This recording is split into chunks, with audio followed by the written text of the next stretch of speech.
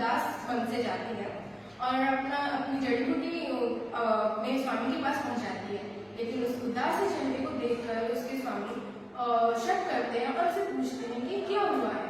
तभी अब सारी कहानी हिरण अपने स्वामी को बताती है और उसके स्वामी उससे आदेश देता है कि नहीं, तुम कहीं नहीं जाओगे, उसे हिरण का मांस चाहिए तो वो मेरा मांस ले जाए, लेकिन तुम कहीं नहीं जाओगे। तभी उनका बच्चा वहां पे आके पहुंचता है, तो वो सारी कहानी सुनता है और बोलता है उसको तो हिरण का मांस मैं दे देता हूँ, चाहे वो आपका हो या फिर आपका, दोनों को बोलता है। तभी तीनों आपस में तय करते हैं कि वो राशिकारी के पास जाएंगे। तो तीनों आपस मिलजुल कर राशिकारी के पास अगले दिन पहुंच जाते हैं। तभी राशिकारी उन्हें बोलता है कि तुम अपने बच्चे परिवार के साथ आ गई, तो क्या मतलब मैं तुम्हारा मांस नहीं ले पाऊंगा, ये मत सोचना, मैं यहाँ से मांस तो लेके ही जाऊंगा। तभी हिरण का स्वामी बोलता है कि ये राशिकारी, तुम्हें मांस चाहिए, मेरे को अगर मारोगी तो मेरे अंदर बहुत ज्यादा मांस निकलेगा, तो तुम मुझे मारो।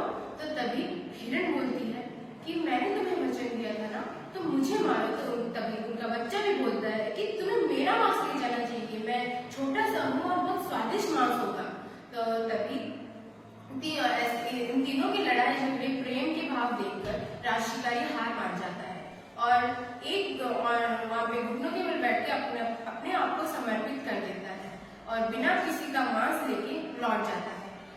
जब वो राज दरबार में उसे हाजिर किया जाता है तो महाराजा साहब को वो पूरी घटना बताता है और महाराजा साहब उसे शाबाशी देते हुए एक सोने के सिक्के दान में देते हैं, ताकि सोने के सिक्के दान में देते हैं। और तभी राशिकारी दरबार से निकल जाता है और महाराजा साहब जाके महारानी के पास पहुंचते हैं, जहाँ महारानी हिरण का मांस के लिए पेशा कर रही होती है। तभी महाराजा साहब महारानी को आदेश देते हैं कि आज से कोई हिरण का मांस नहीं आएगा या फिर कोई जानवर का मांस नहीं आएगा, तुम्हारी भूख के लिए मैं किसी मासूम की जान नहीं ले सकता। तो अभी जब जो भी बनेगा राज दरबार में तुम्हें वही खाना पड़ेगा। और इसी के साथ महारानी साहिबा जो भी बनता है उसी दिन से वही खाती है और जो राजदासी होती है उन्हें भी दंडित किया जाता है, क्योंकि वो महारानी साहिबा को भड़काती है।